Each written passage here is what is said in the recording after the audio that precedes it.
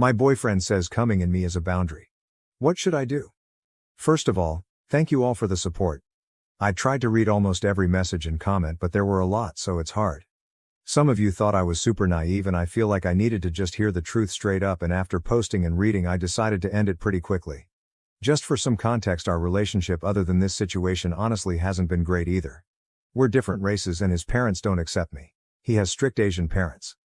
He's extremely childish and immature, spends all day playing video games, and we do honestly constantly argue. The only thing that was good about our relationship was the sex part, and now that that's gone because of how he's acting, there's truly nothing good left in it. The plan was to break up with him as soon as he got home from work, and of course, today was the day that he was staying late at his job, and I just wanted to get things done and over with because it was eating me up inside. When he finally got home, he just ignored me, and part of me just wanted to ignore him back and not deal with it, but I knew what needed to be done. So I went to our room where he had been since he got off work. He was playing video games, and I told him that we needed to talk, which he rolled his eyes at. You guys said to be as direct as possible, so I told him that I was breaking up with him because he's manipulative and childish. Immediately you could see the change in his face from smug to scared. He asked if I was seriously gonna throw everything away because of a disagreement, and I told him it was bigger than that. He said if I wanted to leave him because I can't fulfill his needs, then to go right ahead. So I turned around to leave, and he said, wait. This is where I lost it. All the last months boiled over, and I said how manipulative and disgusting he was, all because he couldn't come in me for a little while. That he was a child, and if he couldn't figure out how wrong he was at 26, then there was no fixing him.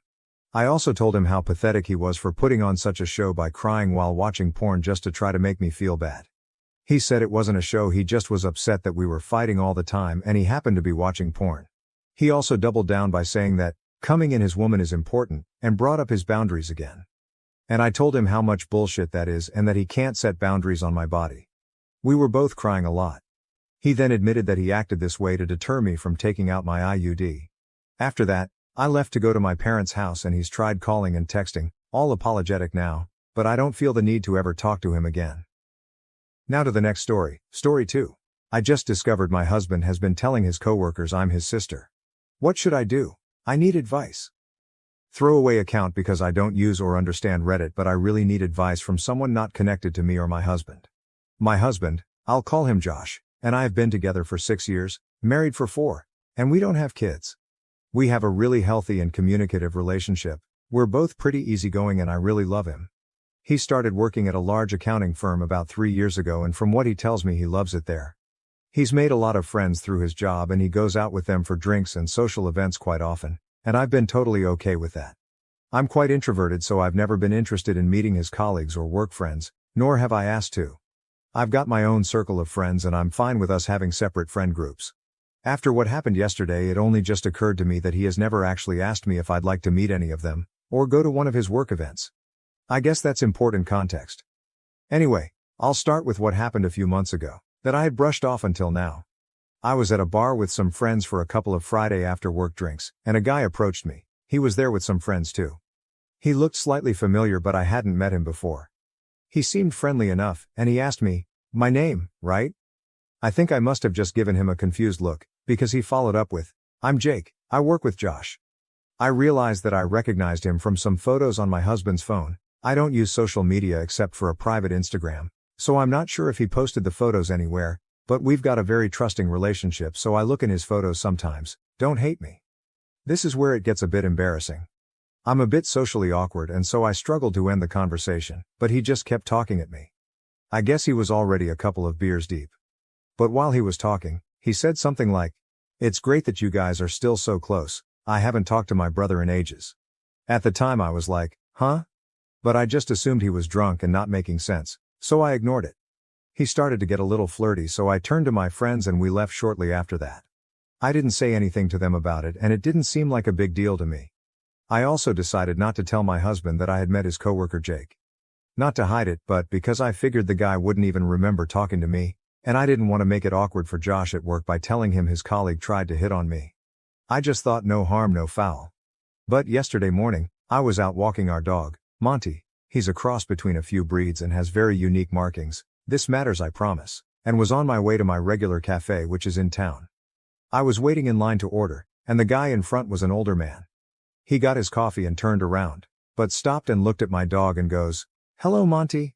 Monty was super excited to see him, apparently, and so I guessed that the guy was another colleague of Josh's, because Josh brings the dog to the office a couple of times a week. I thought it was sweet, to be honest, so I smiled at him and said hi. He introduced himself. I guessed correctly that he was a colleague, but then he said something like, "Aren't you a good sister," walking his dog for him. I was so confused that I didn't even know how to react at first, so I stumbled on my words and just said, "It's my dog." I regret it, but I genuinely couldn't bring myself to correct him and say that I'm Josh's wife and not his sister. It was just too awkward, and I just wanted to leave because I think was suddenly dawning on me what might have been going on. He asked me something about sharing a dog, but I was able to escape the conversation by being next in line to order my coffee, and he left. I seriously don't know what to do, because what the fuck? Do I even ask my husband about this? Part of me is just assuming or hoping that it's a mistake, that he doesn't talk about me much at work and they assume we are related because we both have brown hair. But the thought that he has been telling his coworkers that I'm his sister, and evidently they have seen what I look like, so they must have seen photos, makes my stomach churn. I don't even know how I would broach the subject with him. I need some help. What would you guys do in this situation?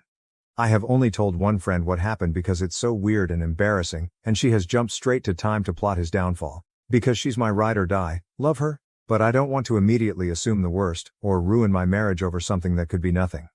I'm sorry for the long and rambly post, but I would really appreciate any and all advice. Edit, holy fuck. Thank you everyone who commented with some advice. I haven't read all of them, but I really appreciate the suggestions from you guys. A small update, Josh came home at about 2:30 a.m. last night, but he was drunk so he just went straight to sleep, which is fine by me because fuck having this conversation in that state. I've just woken up but he's still sleeping. First thing I just want to clear up. I've seen a lot of people suggesting I have crippling social anxiety, or am severely introverted, which I suppose you could glean from the way I explained what happened, but I'm not.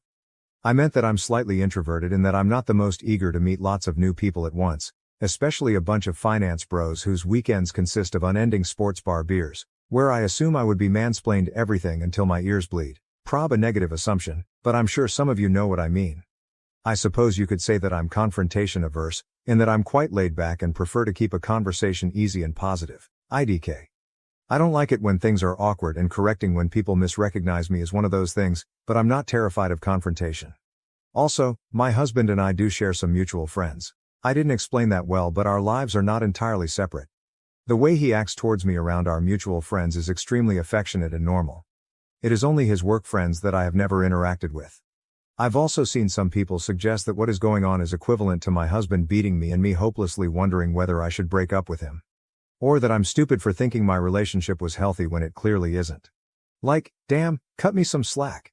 I'm a real person and this is an entirely alien and bizarre situation for me. My first reaction wasn't to assume the worst, but I do appreciate that you all have made me certain that it is a big deal. I guess I needed confirmation that the things that happened are enough proof that Josh has been purposefully lying, and they weren't just mix-ups. I'm going to talk to him today and ask him directly why he's telling his coworkers that I'm his sister.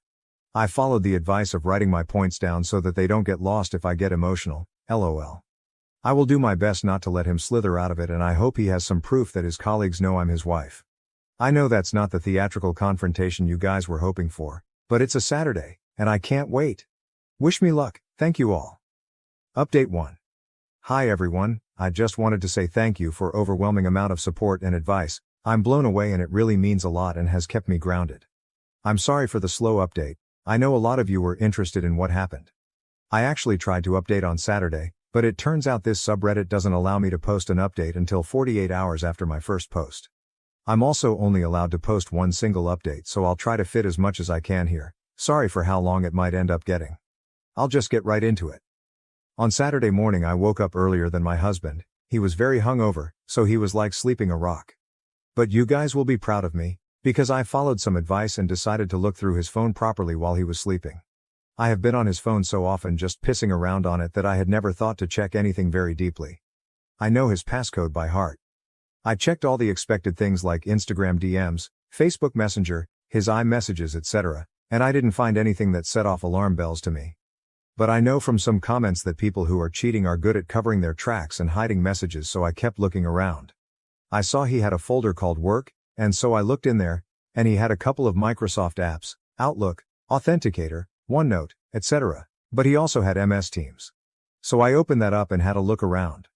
It did feel like I might have been breaking laws looking at his work messages, but I obviously had to. Anyway, I was already upset to see that he had a bunch of one-on-one chats with several female coworkers. Which, at first glance, is obviously not an issue, because everyone works with people of the opposite gender and are required to communicate with them. But a couple of them were vaguely flirty. Nothing I would call egregious, but there would be the occasional message between them with some playful innuendo or a wink emoji. These upset me, obviously, and they did send me into a bit of a spiral, but I didn't find anything that suggested he was having an out-and-out affair with any of them. Still, I followed someone's suggestion of screenshotting the messages and I airdropped them to myself. I still wanted some evidence of the lie though. Some proof of Josh telling someone that I was his sister directly. A commenter suggested that I go through his messages and search for keyword sister. I wanted to reply to your comment and say thank you for the idea, but the post was locked, so I couldn't, but thank you. So I searched for sis on his MS Teams, hoping to find results for both sister and sis. A bunch of messages from all hands group chats or one-on-one chats came up from other people, all unrelated and about their own sisters or whatever. But my heart dropped out my ass LOL, when I saw there was a direct message from Jake, the guy from the bar, to Josh from a Monday a few months ago. Jake's messages said, "Ran into your sis at the bar on Fry. She's single, right?" And my husband had the fucking gall to reply, "Nah, she's married." I literally almost burst into flames on the spot when I saw that. I can't even describe how much I was shaking after reading those messages. Firstly, that I could have confronted Josh about this months ago. I was, and still am, so furious with myself for that. Josh would have been fucking praying I didn't remember meeting Jake or that I wouldn't mention it, and he would have been counting his lucky stars that I never did. He probably thought he was hot shit for getting away with that, and I nearly burnt a hole through the floor thinking about it, lol. But secondly, I was just in shock that he had the balls to tell this guy that I'm the one who is married because he doesn't want anyone having it on with me, but he is allowed to coyly flirt with every fucking woman in the office. Anyway, I kept going back through the search results on his MS Teams, and eventually I got as far back as 2-ish years ago, and I did in fact find a message from Josh himself to a group chat. It said me and sis in Nusa Dua. I clicked on that and saw that he had sent it alongside a bunch of photos of him and I from our holiday to Bali. We went to Bali for our second anniversary. I thought he probably chose those photos because he's shirtless and had been working out, so he looked hot in all of them. I was in tears seeing all of this, obviously. I took screenshots of those too and airdropped all of the screenshots to myself. Needless to say, I was devastated, and still am, to see all of that. I am still struggling to even process it at all. But that all happened on Saturday morning, and I immediately took myself to my friend's house. I'll call her Sophie. I went to her place to cry it out and show her what I found, and she was extremely supportive and probably more furious than me, lol. At around 1:30 p.m. I got a phone call from Josh, and I hung it up immediately. He sent me a few messages along the lines of, "Where are you, baby? I'm ordering food, want some? Sad to not wake up next to you this morning." Guys, I have to reiterate how much I love this man, and how fucking heart-wrenching it was to see him still acting like nothing had gone wrong. It took so much willpower to not just pretend none of it had ever happened and go home to him. I know a lot of you will yell at me or accuse me of being terrified of confronting him about this, which is not true. Please have some empathy.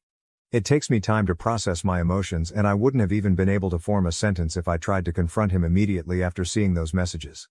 I needed some time away with Sophie to recollect myself, and so I stayed the night at her place.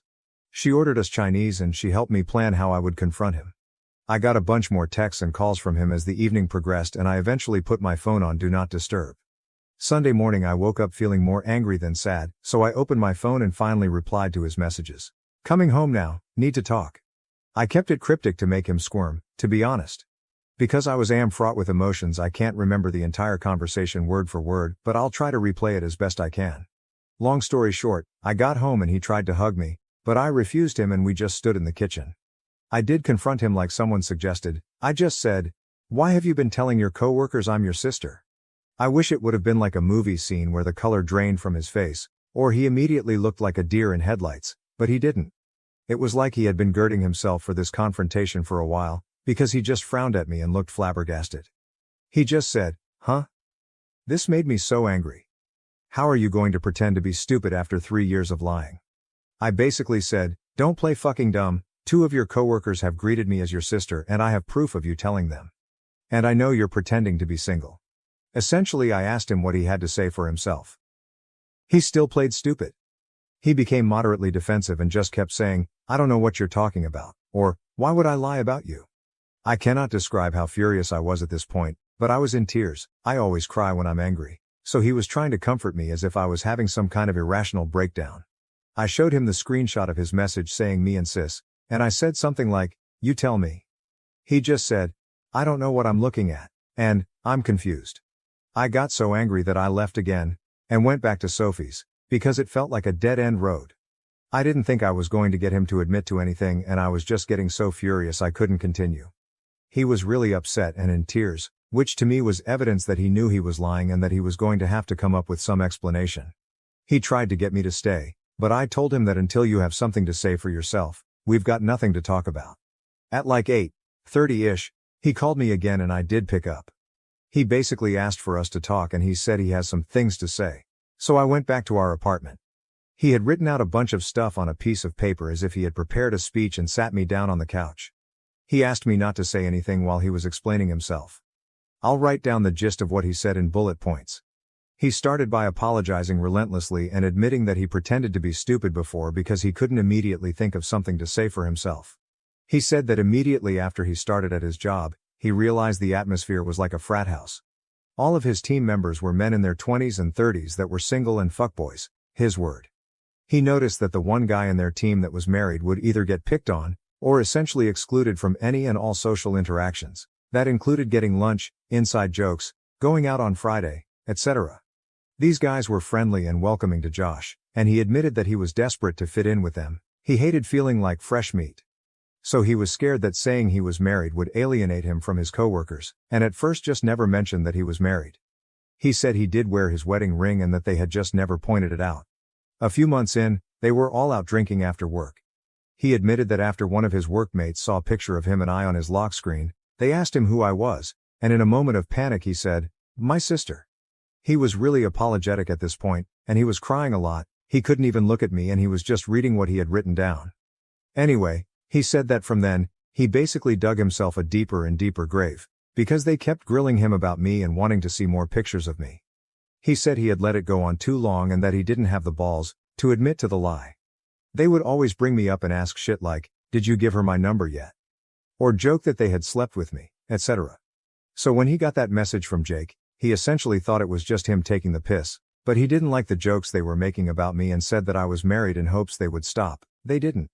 He said that this wasn't the first time he told them I was married. In fact, he had said so pretty much immediately after saying I was his sister. He said that those pictures of us in Nusa Dua were the only pictures that he had purposefully sent them and deliberately lied about, after what he called an endless barrage of pestering from his colleagues to share the pics from his holiday. He said he was really ashamed that he did that. He told me that he had never had an affair or even considered it, that the messages between him and his female colleagues were banter and that it was commonplace to talk to people like that in the office. He also said he knows how disgusting it is and he is embarrassed to have been acting like a fuckboy. Again, his word. He concluded his speech by apologizing again, and said that he was disgusted with himself and ashamed that he had lied for so long, but felt like he had trapped himself and that he couldn't find a way to get himself out of it. He said he knows he could have confessed the truth to either his coworkers or to me at any point but that he didn't because he was a coward. He said that he'll confess to his entire office that he lied and that I am his wife and not his sister if I want him to. He said that he will quit his job without a word if it would make me feel better, and that he hopes I can forgive him but he understands if I can't. Anyway, I couldn't really think of anything to say at that point. He went to lock himself in the bathroom and I just sat on the couch crying. I still don't know if I can trust what he said, and a lie that extreme is just baffling to me. If he can lie like that, for so long, what else could he be lying about? But his explanation and apologies seemed so sincere and genuine, and I guess to an extent what he said is believable. He has always been extroverted but very susceptible to peer pressure, especially from other blokes. If nothing else, to me, it's a sign of shocking immaturity. Anyway, I packed up a bag and went back to Sophie's, and I'm still at her place as I'm writing this. She said I can stay as long as I need to. I told Josh that I needed time away from him to think about everything and whether or not I believe him or whether I can ever trust him again. He told me to take as long as I needed and that he will still be there if or when I get back, he said. Even if it takes a year. Right now nothing feels real.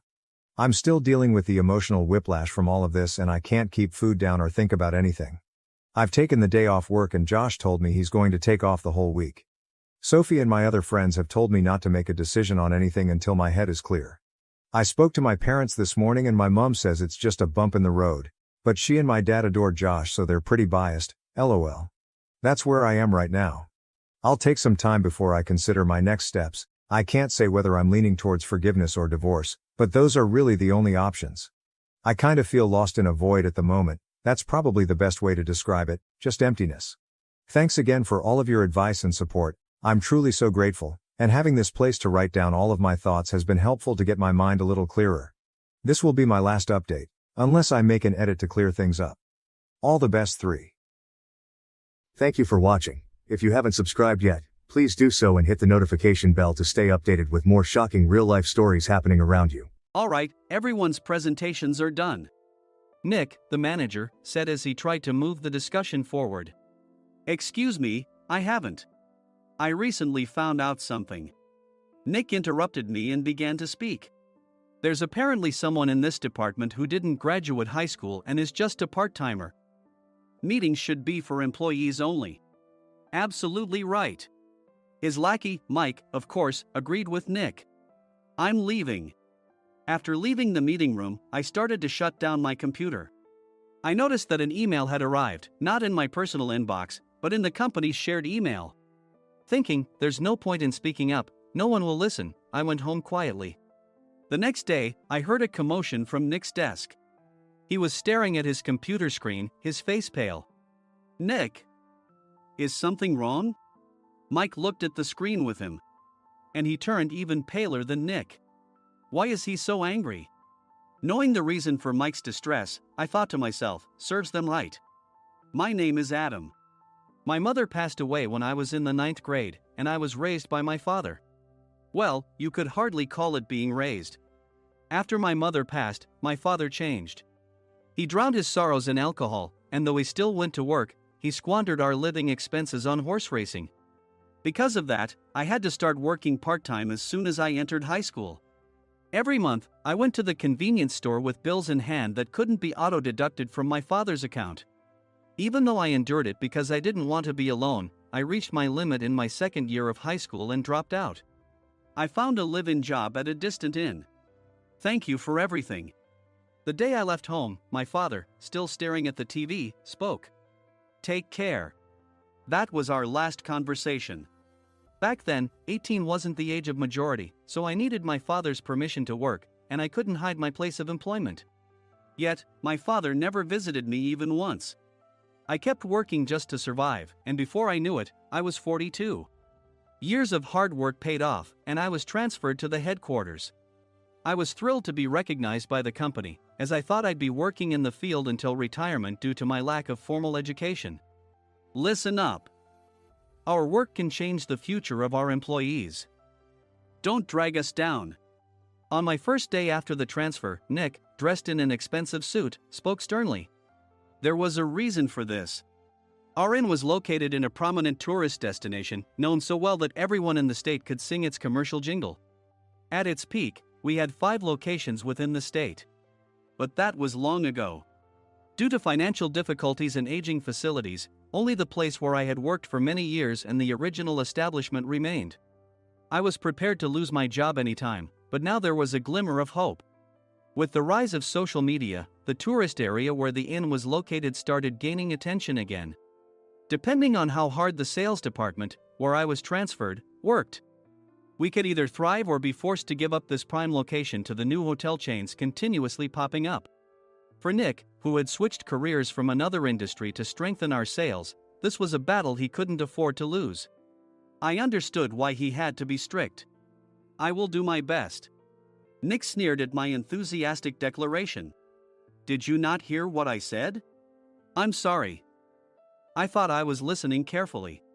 Out of habit from years of customer service, I apologized reflexively, though I had no idea what had offended him.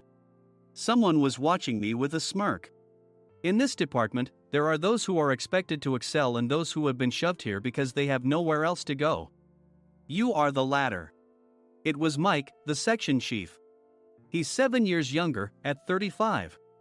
But he was called to headquarters much earlier than I was and had been moving around within the headquarters ever since. I'm not jealous, but I can't accept that he's my boss. Graduating from a prestigious university, he has an unusually high pride and caused many problems as a newbie, making things very difficult for me when I was the front desk leader. When I found out Mike was transferred to the sales department a month before me, I was disheartened. Mike is right. With just a middle school diploma, there's not much you can do. Don't even think about achieving results. As if I didn't exist, Nick remarked, I'm thirsty. Mike eagerly ran to the coffee maker. It seems Mike is Nick's lackey. I regretted being happy about my transfer to headquarters, wishing I had stayed on site forever. Send a direct mail to every company on this list by the end of the day. Nick only assigned me tasks that even a new graduate could handle. What? There are over 1,000 companies. You want me to send to all of them by today? Yes, if you and your fellow misfits split the work, even those with nowhere else to go should finish by today. I glanced at the employees typing away expressionlessly. They were worn out from customer service, only thinking about leaving on time, or were women reassigned after having children, with zero motivation for work. Even Sam, a new graduate from the same university as Mike, who was supposed to be among the expected achievers, had no enthusiasm for the job, having joined the company wanting to do customer service. I don't care what they say, I plan to quit anytime, he said. Only Nick and Mike were highly motivated, making all the decisions between the two of them. I originally only wanted to work at the inn to survive and had no particular attachment to this job. I swallowed my words, thinking I had no right to reprimand them. About a month after the transfer, Nick told us with a frustrated look. To commemorate the 50th anniversary, we've decided to create a plan exclusive for one group per day. Originally, Mike and I were supposed to come up with it, but our president, Mr. Thompson, insists on hearing everyone's opinions. So, you all get a chance. As Nick explained, Mike began handing out prints. Make sure not to embarrass Nick. If your ideas are half-baked, you'll have to redo them. It seemed that they had printed his handwritten notes by Mr. Thompson, which included several questions and a section for free responses. It made sense why Nick had to seek our input, given that all responses had to be submitted to Mr. Thompson. We were given a week to think about it, and a meeting was scheduled to compile our ideas. My plan is to let guests enjoy both the old and modern America. Nick began the presentations. Guests would watch a master confectioner at a nearby traditional sweet shop make sweets in front of them. The welcome drink would be premium tea in a bottle. Nick's plan was certainly attractive. After his presentation, Nick called on us to present in the order we were seated. Just as I stood up for my turn. All right, everyone's presentations are done. Excuse me, I haven't. I recently found out something. Nick interrupted me. There's someone in this department who didn't graduate high school and is just a part-timer. He was likely talking about me. I joined the company as a part-timer and was made a full-time employee when I turned 20. That was 20 years ago, so Nick and Mike probably had no chance to know until recently. Meetings should be for employees only. Absolutely right. After that, Nick kept creating opportunities to solicit everyone's opinions, purposefully excluding me from speaking. The meeting unexpectedly heated up and went past the scheduled end time. A few people asked to leave, and the discussion continued with the remaining few. Still here? Normally, you'd leave in that situation. Though I had no attachment to the job initially, hearing kind words from customers made me want to make them happier. For someone like me, with nowhere to go, the inn was my home and customer service was my life. I felt pathetic about my current self. I'm leaving. I left the conference room and started shutting down my computer. I noticed an email had arrived, not in my personal inbox, but in the company's shared email. Thinking no one would listen to what I had to say anyway, I quietly went home. The next day, while preparing the DM as instructed, I heard a commotion from Nick's desk. In his haste to stand up, he hit his knee on the desk. He stared at his computer screen, his face pale. Nick! What's wrong? Mike, thinking he should be the first to rush over, approached Nick while still wearing his coat. He peered at the screen with Nick. And he turned even paler than Nick. Why is he so angry? Who is responsible for this company? Nick, more irritated than ever, asked, and Mike answered without checking. Probably Sam. Sam wasn't there because he was attending a morning training session for new hires. Nick gave up on getting angry and returned his gaze to the screen. They were looking at an email that arrived right after the end of the working day yesterday. Apparently, no one, including me, had checked it before leaving.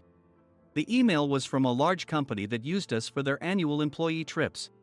The president and executives of that company also frequently used our services personally. President of the company, Mr. Mason himself, had declared that neither he nor his company would ever use our services again. Well, some companies cancel their employee trips or stop using our services due to financial struggles. Let's just move on. Mike kept wiping the sweat from his forehead with a handkerchief. Knowing why Mike was so agitated, I quietly watched their interaction. Do you know how much revenue we get from that company? We can find other guests to fill the rooms, but we'll lose the banquet costs, gift shop revenue, rental car fees, and more. Moreover, the gifts were supposed to be prepared by the traditional confectionery shop involved in Nick's proposed plan. If it's known that we incurred such a huge loss at this critical time, Nick's position in the company would be jeopardized. Nick took a deep breath, seemingly trying to calm himself. All right, Mike. Go to New York right now and apologize to Mr. Mason. What? You're coming with me, right? I have urgent work to do. I trust you, which is why I'm entrusting this to you. Please. Mike, believing Nick's sincerity, agreed with a determined look on his face, saying, yes. That's Nick for you. Even if Mike went to apologize, Nick would shift all the blame onto him if the client didn't change their mind. Well, it was Mike's fault to begin with, so it served him right. About 3 hours later, Sam answered a call from somewhere and repeatedly apologized, saying, I'm very sorry. Everyone watched to see what was happening. After ending the call, he informed Nick with a weary tone. When Mike arrived at the client's company, he only made things worse, further infuriating Mr. Mason. He was demanding, get his boss here immediately. It was no wonder Sam was exhausted, dealing with such a call right after returning from training. What is that idiot doing? All right, Adam, you're coming with me. If sacrificing Mike didn't work, then I must be next. Normally, I'd want to refuse at all costs, but I saw an opportunity in this situation. If I can be of assistance, I'd be happy to join you. I immediately followed Nick, and we flew to New York. When we introduced ourselves at the reception, it became clear how serious the situation was. As the receptionist personally escorted us to the president's office. Angry voices leaked through the door, making both Nick and me uneasy. Excuse me. I'm Nick, the supervisor. I understand my subordinate has caused you trouble, and I deeply apologize. Nick, with his experience in the corporate world, knew enough to offer an apology before excuses. However, his customer service skills left much to be desired. I sighed as I saw Mike trembling like a small dog in the corner of the room. What kind of training are you giving your subordinates? Mr. Mason glared at Nick with a red face. The intensity of his gaze made even Nick take a step back. Regrettably, I joined this company only 2 years ago and was unaware of Mike's issues. I should have identified his shortcomings sooner. Indeed. I should have realized sooner. No sensible person would come to apologize and then give a lengthy presentation on the drawbacks of not using their in. Nick froze, his mouth slightly open. Suspecting the worst, I picked up the documents that had fallen to the floor. It seemed Mike hastily prepared these documents on the plane, listing the disadvantages. Disadvantage 1: if you change the venue for the company trip, employees might suspect it's for cost-cutting reasons, leading to a negative impression. Reading it aloud half-jokingly, Nick snatched the papers from my hand and checked the contents with a furious expression. Among the stack of documents was a receipt from a nearby convenience store's copy machine. I felt a pang of dread, hoping he hadn't shown the receipt as well. What do you think he said when I asked what kind of nerve he had to do this? I'm very sorry. Faced with the dire situation, Nick must have thought there was nothing left to do but apologize. In a voice smaller than I'd ever heard from him, he uttered words of apology. He said, I'm a Harvard graduate. I don't believe I said anything wrong. Mike! What have you done? Forgetting his plan to pin the blame on Mike, Nick yelled loudly, even in front of Mr. Mason. I didn't do anything wrong. You're still saying that? Look at him. Mike pointed at me with a shaking hand. I was assigned to headquarters in my 20s and now I'm a section chief. This guy only made it to headquarters at 42. Everything I've done proves I was right. So why are we losing the contract? Having said his piece, Mike collapsed to the floor. Of course. You were sent there because you had nowhere else to go. Mike never expected to hear such words from someone he looked down upon. He lunged at me, and Nick hurriedly stepped in to stop him. Mr. Thompson told me Mike is a quick thinker, and to take good care of him. There's no way he was pushed aside. Don't make things worse here. He didn't say quick thinker, he said only quick-witted, didn't he? I don't remember that part. I recalled the many troubles Mike caused when he was a newbie. When Mike was on the front line, his pride was so high that he never apologized to customers. Customer service, especially in our job, doesn't work alone. It brings both good and bad situations. If the front staff or housekeepers made mistakes, or the cleaning company didn't properly clean a room, one had to apologize to the customers regardless of personal fault. Mike, in such situations, would never apologize, insisting he wasn't at fault. This often angered customers, and as the front desk leader, I frequently had to apologize on his behalf. He caused complaints and disrupted operations, which is why he was quickly moved to headquarters. In departments where he didn't interact directly with customers, his quick thinking was beneficial and things went well. But it seemed his flaws were starting to show. Corporate reservations are supposed to be entered into the system by the sales representative. But a quick check yesterday revealed that more than 10 items were missing from the client's reservation. The handover document clearly stated what needed to be prepared. Why didn't you enter it into the system? Why do we have to give them special treatment? Filling rooms near the banquet hall, setting up all the food in advance. Specifying the brand of wine, they're too demanding. No wonder he always angered customers, I thought, feeling a headache coming on. Grouping them in rooms near the banquet hall is for our benefit too. It makes it easier for the staff to set up beds and serve breakfast since everyone's schedule is synchronized. As for the other requests, Mr. Mason suggested them to lighten our load. I didn't know that. Nick finally seemed to realize that Mike was the one who had angered the client. What did you say to them? I just told them we wouldn't give them special treatment anymore. We shouldn't waste effort on things that don't bring in money. I was utterly exasperated at his lack of understanding of customer service.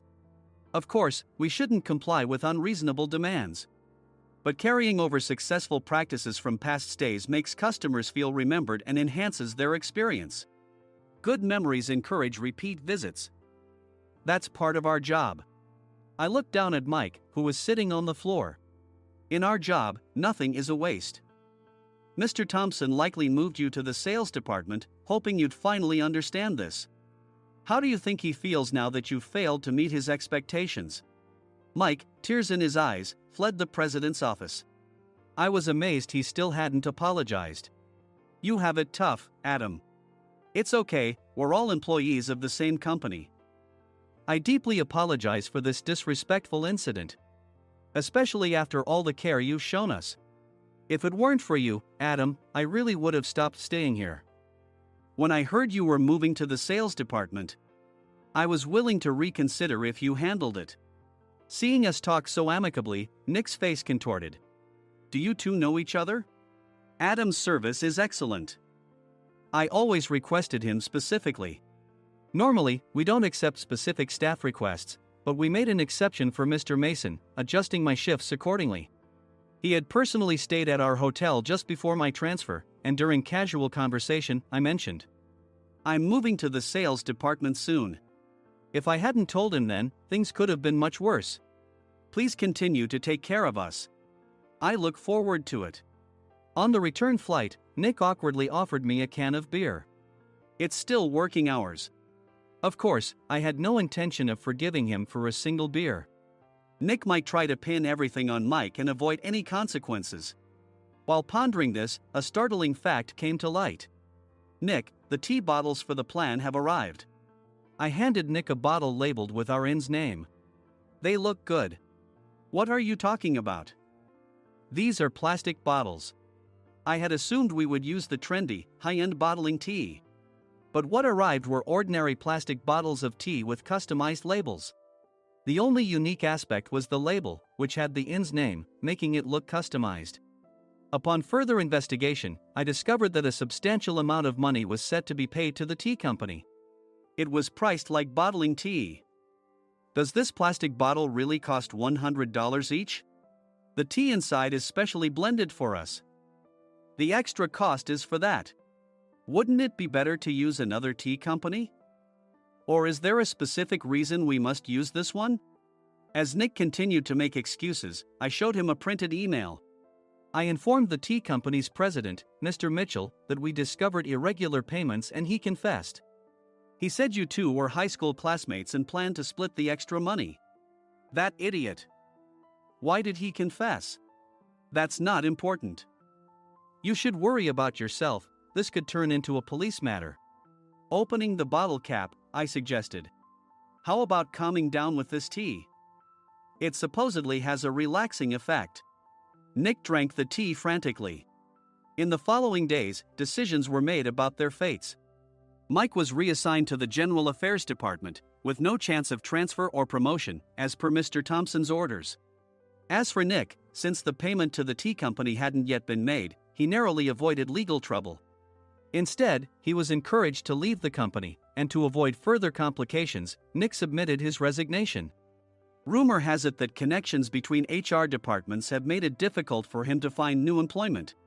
Even though it was good to have those two gone, something unexpected happened in the sales department. Everyone became motivated and united in refining the 50th anniversary plan. In the end, my plan was adopted. We collaborated with the Tourist Information Center to provide personalized guides. The plan, tailored to the number of guests, was truly special for the 50th anniversary. Hey, is Adam's family coming to stay? I immediately booked that special plan for my family. Sam noticed it on the reservation list and quickly picked up on it. Yes, I'm inviting my father. That's great. I might invite my parents too. I lacked the courage to face my father just as Adam. But here, with the confidence Mr. Mason praised, I felt ready. The 50th anniversary plan was a perfect opportunity to reconnect with my father. I hoped to bring back the days when we could laugh together as we once did.